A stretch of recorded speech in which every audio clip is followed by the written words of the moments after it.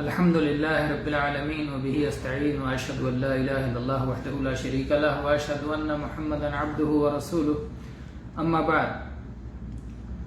آپ یہ بات جانتے ہیں کہ شرک کی 3 قسمیں ہیں۔ پہلی قسم ہے ربوبیت کا شرک، دوسری قسم ہے اسماء و صفات کا شرک، اور تیسری قسم ہے الوہیت کا شرک۔ ربوبیت کے شرک پر ہم اس سے پہلے گفتگو کر چکے ہیں اور اسماء و صفات کے شرک کی وضاحت کر چکے ہیں۔ اب اس کی صورتیں آپ کے سامنے ہم بیان کر رہے ہیں۔ ان صورتوں میں سے ایک صورت یہ ہے، اسماء و صفات کے شرک کی ایک صورت یہ ہے کہ اللہ کے سوا جو باطل معبود بنا لیے گئے ہیں ان کو اسی طرح کا نام دینا جس طرح اللہ کا نام ہے، اللہ کے نام میں سے لے کر کے ان کا نام بنا لینا۔ جیسے اللہ سے اللات بنا لیا تھا کفار مکہ نے، الہ سے اللات بنا لیا تھا، تو اللہ کے نام سے ہی اس کا اشتقاق ہے، تو یہ اسماء و صفات کا شرک تھا۔ اسی طرح سے انہوں نے اپنے ایک معبود کا نام رکھا تھا عزا، جو اللہ کے نام عزیز سے ہے، تو یہ اسماء و صفات کا شرک تھا۔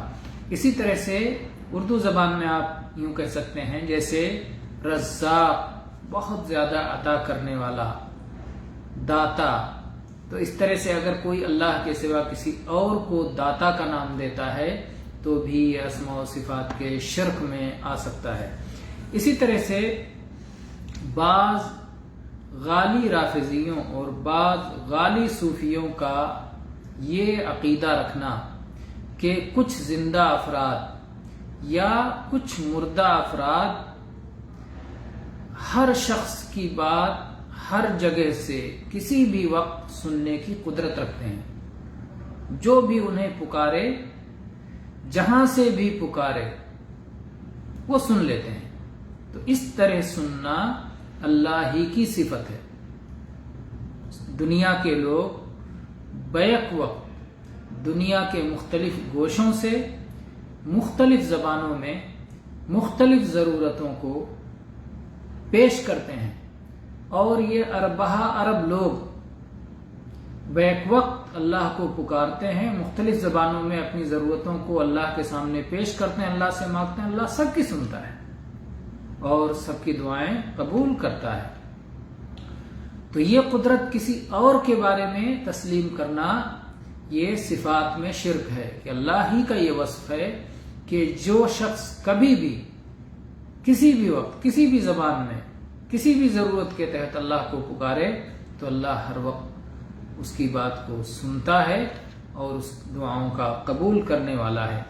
تو یہ کچھ لوگ عقیدہ رکھتے ہیں کچھ زندہ یا مردہ کے تعلق سے، تو یہ صفات کا شرک ہے۔ اسی طرح سے ممثلہ کا شرک بھی صفات کا شرک ہے۔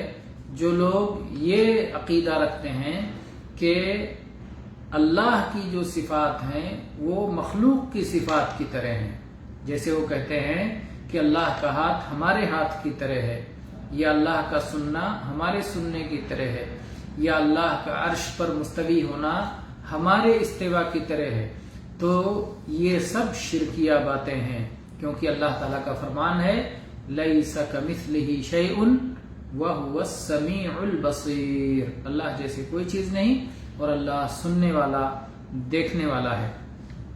تو آج ہم نے 3 شکلیں بتائی ہیں اسماء و صفات کے شرک کی۔